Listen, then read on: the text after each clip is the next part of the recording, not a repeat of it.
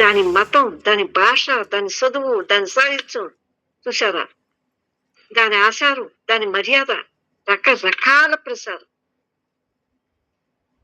ఆర్థిక ఒత్తిడి చూసారా?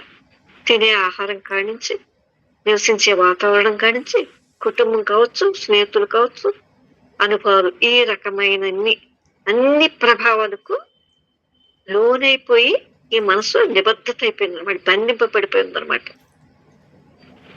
అందుకే ఏ సమస్య గురించి ఆలోచించినా మన సమాధానం ఈ నిబద్ధతల నుంచే వస్తుంది అనమాట. ఈ గతం నుంచే, ఈ గతపు చూపు నుంచే మనకి సమాధానం వస్తుంది. చూసారా? ఇలాగే ఉన్నప్పుడు ముక్కైపోయాం కదా ఇక్కడ. అది చూస్తే ఏకం సత్ అన్నప్పుడు ఈ ముక్కగా ఆ సత్తని ఎలా ఎలా ఏదైతే ఉందో ఆ ఉన్నదాన్ని ఎలా చూడగలుగుతాం? తెలియాలి మనకి ఇదంతా. దశాబ్దాల తరబడి మన జాతి, మానవ జాతి అనుకోండి పోనీ, దానికి ఒక జాతీయత భావాలు, దాని కులం, మానవుడైన మీద కులాలు ఉన్నాయి కదా, ఆ తరగతి, మన చదువుని ఇన్నిటితో మనం బంధింపబడుతున్నాం. ఇక్కడ ఎక్కడైనా స్వేచ్ఛ కనిపిస్తుందో ఈ మనసుకి?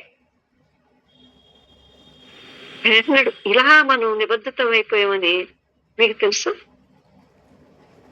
ఈ ప్రశ్నే మనం ముందు వేసుకోవాలి. మరి అయితే ఈ నిబద్ధత నుండి బయటపడుతుందా అనేది ప్రశ్న కాదు.